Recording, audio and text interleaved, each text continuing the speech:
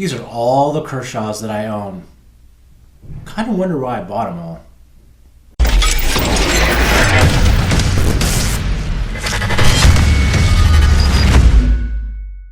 Hey, it's Matt. It's another crappy day in Northern California weather-wise, so I'm back inside sitting in the office, and I've been doing a lot of thinking lately about the knives that I own and why I bought them. Now, one of the things that I've been trying to do this year in 2017 is strip down my life, and I'm a knife guy, so I have an inordinate amount of knives.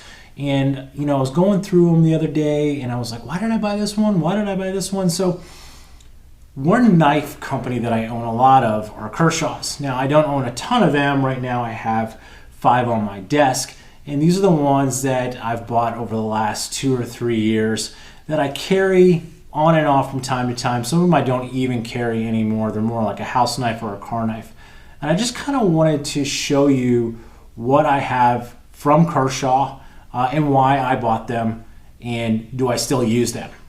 So I'm going to go through the 5 knives that I own from Kershaw and why I bought them. Now, just as a side note, this really isn't a specs kind of video. This is literally just to tell you why I bought these and what I use them for and what my logic was, I guess. Sometimes when you're buying a knife, there's really not a lot of logic. It's really you're doing it for the beauty of the knife.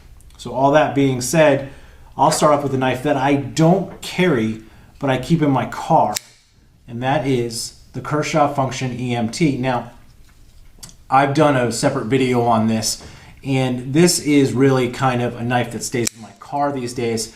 The blade length is about 3 inches. It's one of the few blades that I own that actually have a serration in the front of the knife or on the actual knife blade. There's good jimping. It feels good in hand. It's super thick though, and that's why I don't EDC this knife. Now, when I say EDC, I mean actually on person.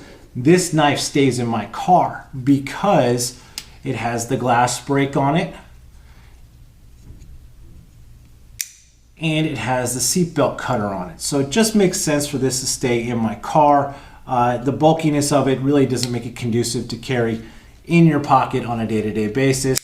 For EDC, for me, I like things that are streamlined and really kind of narrow that fit well in the pocket. This isn't that knife. Still a great knife though, because of the 2 other functionalities like I just mentioned. So a knife that I do carry is actually Kershaw's Cryo II.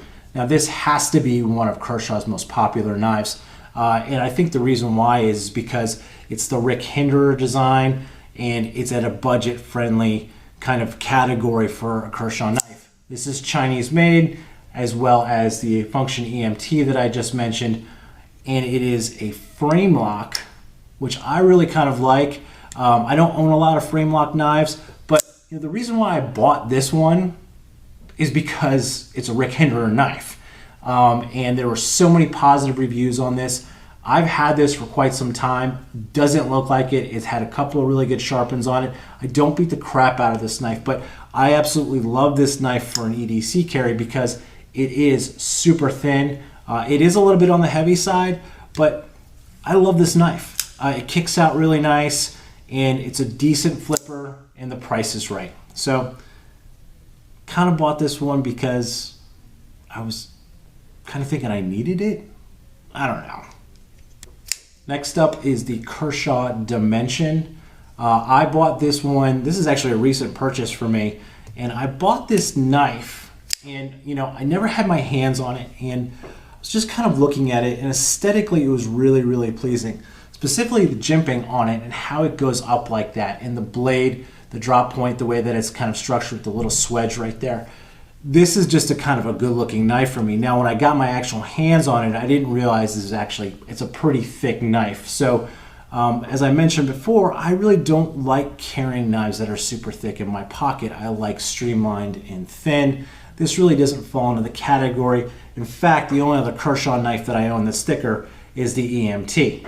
Now, this is obviously a Chinese-made steel as well, and I bought it because the titanium handles, and like I said, it was really a looks buy. This is a smaller blade than what I typically like on a folder or a flipper, but it does the job. Next up is the Kershaw Link, and I bought this because it's American made. That is the only reason initially while I bought it. I live in an area in Northern California where there's not a lot of knife stores, so I really can't get my hands on a lot of knives. I'm not fortunate enough to go to SHOT Shows either. But this knife, once I got it, I was just blown away. It is still a budget steel, but it's made in the USA. This is the one Kershaw knife that kicks out almost as quickly as an automatic. It's absolutely fantastic. The aluminum handles on it make it not too heavy, and it's thin enough to where I love to carry this in pocket. Now, the only gripe I do have about this particular knife is that the handle, because my hand size is so big, could be just a little bit bigger. And even though there is no jimping, the way that the blade is cut in the top of the blade, my thumb rests nice on it. It cuts and it slices like no other. I just love the fact that this is a American-made knife. And as I got more and more into knives, I realized that American-made sometimes is the way to go. But they're so pricey, and this falls into what I would consider not a budget knife, but kind of a mid-range knife. And you get to say, hey, made in the USA. So the last Kershaw knife that I've bought, and I'm really super happy with this, I mentioned it in another video, is the Kershaw Pup. This is a tiny little knife. It is EDC'd every day on my keychain, because when this kind of opens up, you can put your key ring in there, and it closes up, and it actually locks down pretty tight. So I've actually had this on my keys for a couple of weeks now, probably about 2 weeks. It has not opened once. And because it's right there on my keys, it literally is used constantly. There's a couple of nicks in it already, which I don't care because it's a Chinese-made blade.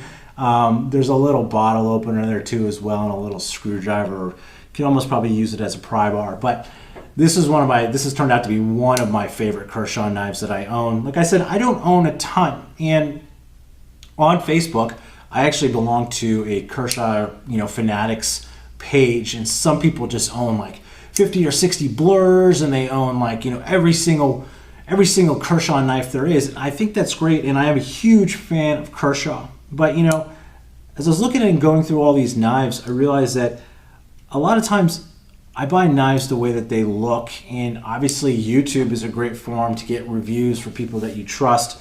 Blade HQ is has a great YouTube page and a great site to really get really good detailed spec information on these blades.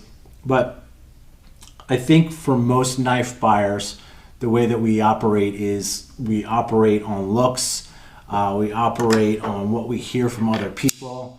Some of us, like I said, are just fortunate enough to be able to go to the SHOT Shows or have a really, really great knife shop in our area. And I'm not one of those guys that's fortunate enough, but I am happy with my purchases. Just wanted to do a quick video and kind of a rundown of what kind of Kershaws that I had. So hopefully you enjoyed it. I will put links to everything down below. Everything that I've shown you in this video is less than, I think, 60 bucks. The Link would be obviously the most expensive because of the American made part of it. But take a look at them. There are links on Amazon, so buy one, don't buy one. I recommend all of them. Thanks for watching. If you liked the video, give it a big thumbs up. Don't forget to subscribe, and I'll talk to you soon. Thanks.